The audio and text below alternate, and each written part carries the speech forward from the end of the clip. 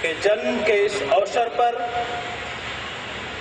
समायोजित इस सभा में समुपस्थित भगिनियों, माताओं, बंधुओं, सभा के आयोजकगण और इस विशिष्ट तिथि को उपस्थित स्वामी सहजानंद सरस्वती के अनन्य अनुयायी समादरणीय अग्रनंद सरस्वती जी, अग्रिम पंक्ति में उपस्थित माननीय के शर्मा जी, नरेश शर्मा जी, हमारे देसाई समाज के जागृत अग्रज बंधु, आप सबों का मैं हार्दिक अभिनंदन करता हूं। मुझे स्वामी जी के बारे में अपने विचार अभिव्यक्त करने के लिए कहा गया है और हमारे कई मित्रों ने अभी कहा है कि लेकिन मैं स्वामी जिस विचार, जिस रक्त परंपरा, जिस चेतना की परंपरा के वाहक थे, उस चेतना, उस आत्मबोध की परंपरा वाली जाति के बारे में भी कुछ कहो और फिर स्वामी जी के व्यक्तित्व, कृतित्व और आज के समाज में उनके आदर्शों, जीवन और चिंतन की आवश्यकता विषय पर कुछ बात रखूं। बंधुओं, आप जानते हैं कि भारत की सामाजिक परंपरा में जो ब्रह्मविद वरेण्य है वह ब्रह्मर्षि है।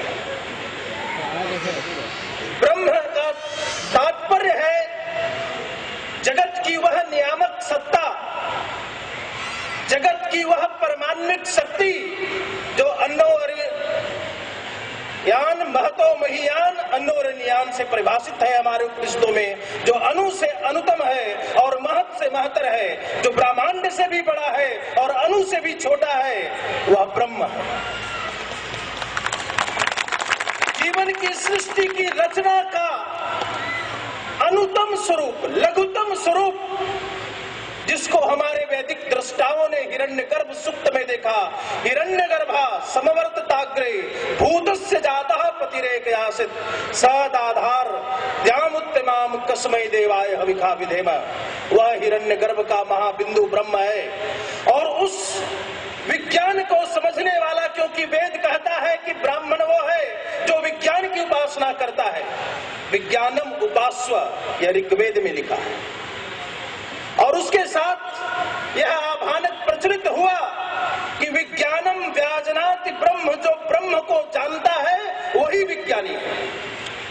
वह विज्ञानी नहीं है जो संसार के दशा विशेषों के बारे में बाहरी ज्ञान को प्रस्तुत करता है।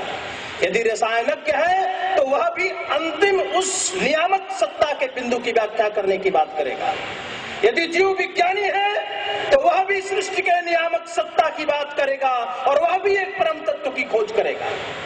इसलिए ब्रह्मर्षि वह है जो परम तत्व का अन्वेषक है, परम तत्व का दृष्टा है, कवि है, मनीषी है और आत्मानुरागी है। वितरागी होकर भी आत्मानुरागी है। समाज में जीते हुए भी वो ब्रह्म के चैतन्य से प्रेरित होकर वह विज्ञान के हित में काम करता है।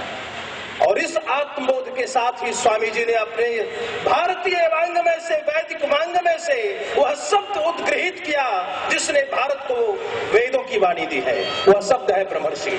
आप इस ब्रह्मर्षि समाज, इस जागृत समाज के लिए एक बार तालियां बजाइए। भाइयों बंधुओं, ब्रह्म के साथ दूसरा महत्वपूर्ण शब्द है ब्राह्मण। कि ब्राह्मण कौन है? और आज के समाज में जब हम ब्राह्मण शब्द कहते हैं तो क्या क्या प्रतिध्वनित होता है? ब्राह्मण वह है जो पूजा कराता है और पूजा का मतलब भी हम नहीं समझते हैं। पूजा में दो शब्द है, पू और जा। पूर्णता में जो जायमान है वह ब्राह्मण है, वह पूजा कराने वाला ब्राह्मण है। कर्म कांड का भी हम सामान्य अर्थ लेते हैं, अरे वो अंधविश्वासी चीजों को कराने वाले लोग हैं। कर्म क्या है? पूरी सृष्टि, पूरी प्रकृति, पूरी ईश्वर की है जो रचना, ऋत की परंपरा में बंधी हुई है। इसी ऋत शब्द के ऋत से ऋतु बना है, ऋषि बना है। ब्रह्मर्षि का ऋ भी इसी ऋ शब्द से लिया गया है। इस ऋत का मतलब है कॉस्मिक ऑर्डर, ब्रह्मांडीय नियम। ब्रह्मांडीय नियमों को मंत्रों में जिसने ढाला वह ब्रह्मर्षि है। ब्रह्मांड के विज्ञान को जिसने मंत्रों में ढाला, और मंत्र क्या है? मना त्रायते, जो मन को त्राण देने वाला है, वह मंत्र है। और उस मंत्र का दृष्टा ब्रह्मर्षि है, उस मंत्र का दृष्टा ही सही ब्राह्मण है। मैं कह रहा था कि ब्राह्मण से क्या प्रतिध्वनित होता है? जो कर्म कांड कराता है। हम कांड शब्द पर देखेंगे। का मतलब संपूर्ण, यह हमारे अल्फाबेट का वर्णमाला का पहला शब्द है। यह संपूर्णता का द्योतक है। और ये पूरी सृष्टि अंडमय है। हम अंडमय प्रकृति में जीते हैं। इस अंडमय प्रकृति, इस अंडमय ब्रह्मांड, ब्रह्मांड में भी ब्रह्म और अंड दोनों शब्द हैं। और अंड वह है जिसमें सृजन की ऊर्जा है। जो कर्मकांड हम करते हैं वो सृजन की ऊर्जा को जागृत करने वाली शक्ति के लिए करते हैं। और उस सृजन की ऊर्जा को जागृत करने वाली शक्ति का जो दृष्टा है वह ब्रह्मर्षि है।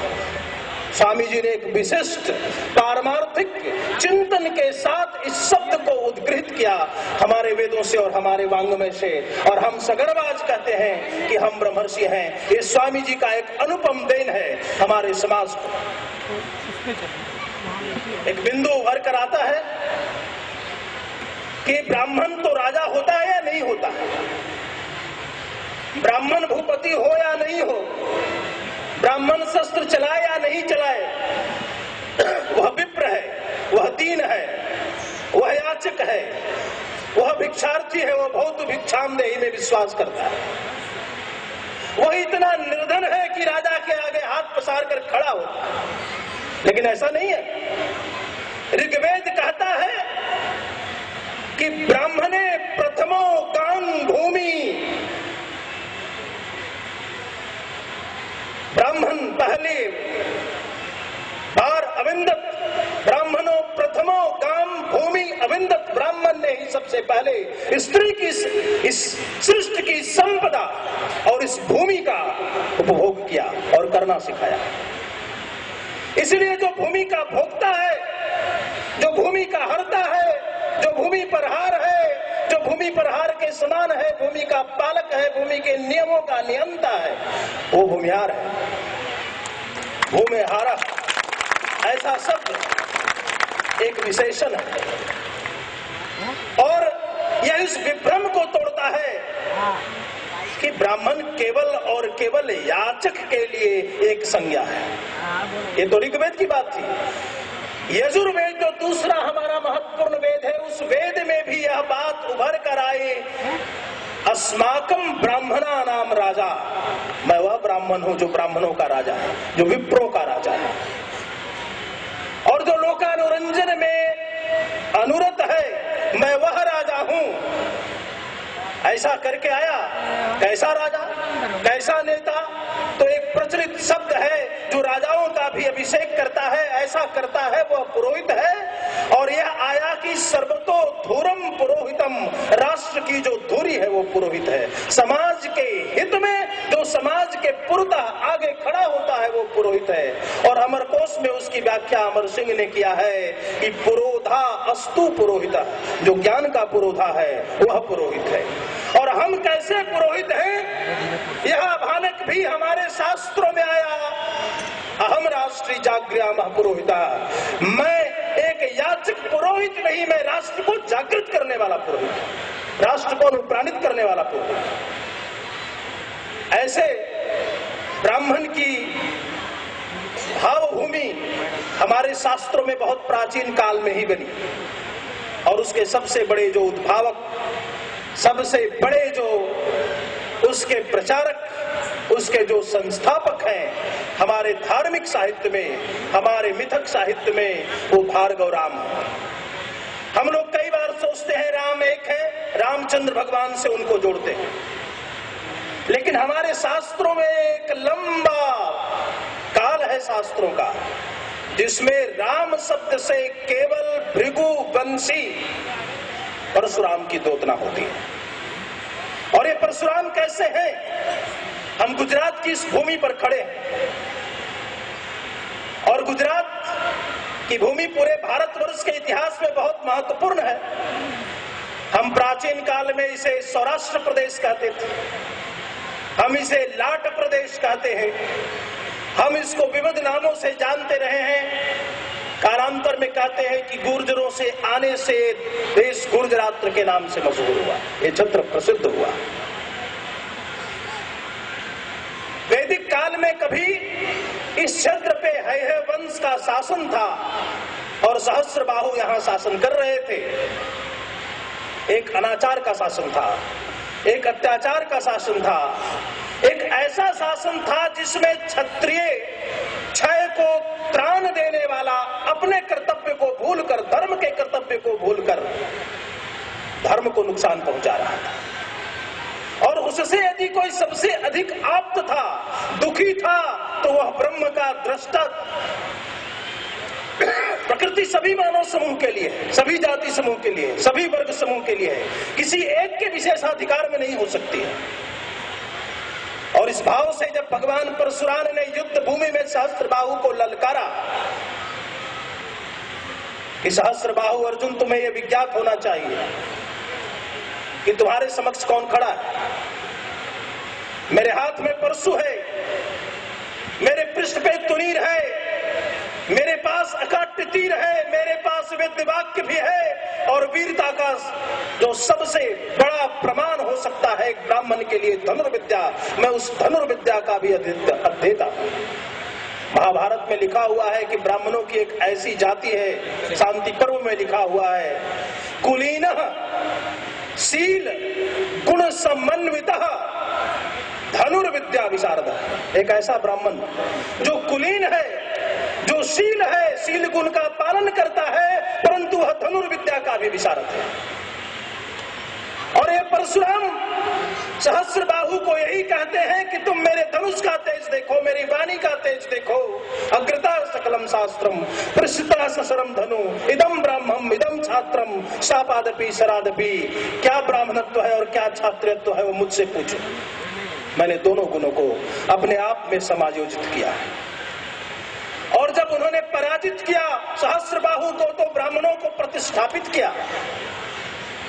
और गुजरात में ऐसे ब्राह्मणों की परंपरा है जो इस देश में स्थित होने के कारण, देशस्थ वासस्थ नायक होने के कारण, नायकत्व को प्राप्त करने के कारण नायक कहलाए। हम आज उन्हें सामान्य रूप से देशस्थ ब्राह्मणों के नाम से जानते हैं। इन देशस्थ ब्राह्मणों की गौरवशाली परंपरा के लिए एक बार करतल ध्वनि करें।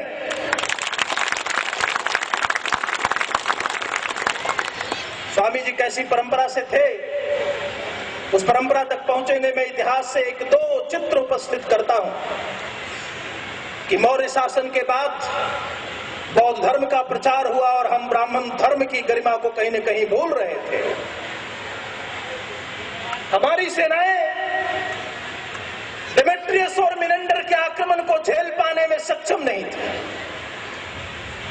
भारत के ऊपर शकों का आक्रमण हो रहा था, पार्थियंस का आक्रमण हो रहा था, भारत के ऊपर कुषाणों का आक्रमण हो रहा था, भारत के ऊपर अनेक विदेशी जातियों की नजर थी। और ऐसे में पाटलिपुत्र की एक सैन्य सभा में पुष्यमित्र शुंग उठता है,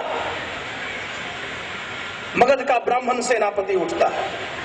वह वृद्धत की हत्या करते हैं और कहते हैं कि बोलो राष्ट्र को क्या चाहिए, एक शिव संकल्प युद्ध का चाहिए या केवल एक बौद्ध धर्म का मंत्र चाहिए, संगम शरणम बुद्धम शरणम चाहिए। आवाज उठती है राष्ट्र को शिव संकल्प चाहिए और युद्ध आमंत्रण दे रहा है। पुष्यमित्र शुंग की अधिक आयु है, वह पहुंचते हैं पश्चिम भारत, विदिशा नगरी में अपनी सेना को ठहराते हैं और सिंधु और सोवीर प्रदेश में उन्होंने ब्राह्मणों की सेना को भेजा है। दूसरी जातियां भी हैं, लेकिन ब्राह्मण सेनापति की भूमिका में है। ब्राह्मणों का एक बड़ा वर्ग मगध में सेनापति के भूमिका में है, वो आयुध जीवी ब्राह्मण के नाम से जाने जाते हैं। डेमेट्रियस और मिनेंडर को पराजित करने के बाद राम की भूमि में अयोध्या में लौटने के बाद पुष्यमित्र शुंग ने वहां पर अश्वमेघ यज्ञ किया और वहां के अभिलेखों में उन्हें पुष्यमित्र शुंग द्विरस्व मेघ याजी की संज्ञा दी गई। तब भी उनके साथ पश्चिम भारत में मगध क्षेत्र से, त्रिहोत्रपुर से, मिथिला से ब्राह्मण बड़ी संख्या में आए और पश्चिम भारत में बसे।